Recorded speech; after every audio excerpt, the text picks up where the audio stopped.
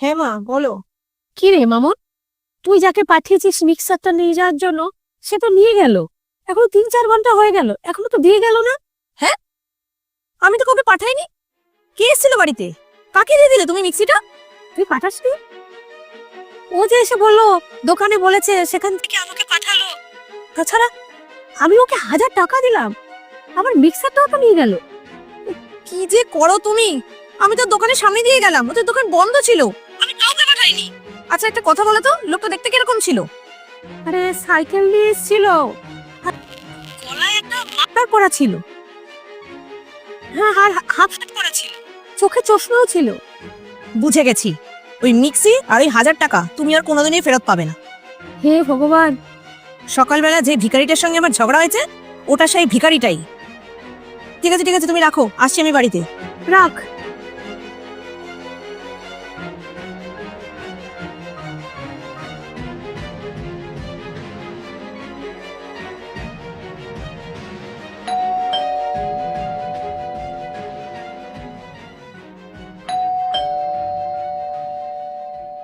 কি যে করো তুমি মা! সকাল সকাল দিলে তো 1000 টাকা জলাঞ্জলি, সাথে মিক্সিটাও দিলে। আমি কি করে জানবো বল, তুই যে আমাকে বলছিস।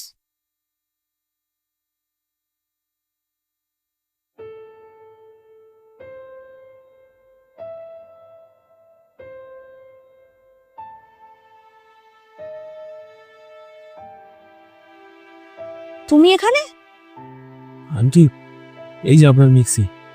আর এত দেরি হলো কারণ অনেক ভিড় ছিল তো দোকানে, তাই জন্য আমি অন্য জায়গা থেকে করিয়ে নিয়ে আসলাম। আপনি হয়তো ভাবতে পারেন যে আমি কেন করিয়ে নিয়ে আসলাম। আপনাকে শিক্ষা দেওয়াটা দরকার ছিল। আমরা গরিবরা চোর ডাকু নই, ছিনতাইবাজ নই। আর আপনি সকালবেলা আমাকে ভিখারি বললেন, ভিখারিও আমরা নই। সব থেকে বড় কথা, আমরা অসৎ নই। আর আপনাদের বড় লোকদের একটা সব থেকে ভুল ধারণা কি বলুন তো, যে আমাদের পয়সা আছে বলেই আমরা ঠিক। আর রাস্তাঘাটে যারা গরিব, যাদের যোগ্যতা আমাদের থেকে কম, তারা আমাদের পায়ের নিচেই থাকবে, তাদের জায়গা আমাদের পায়ের নিচেই।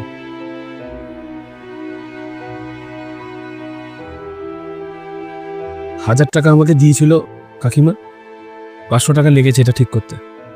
আর এই যে 500 টাকা, এই নিন।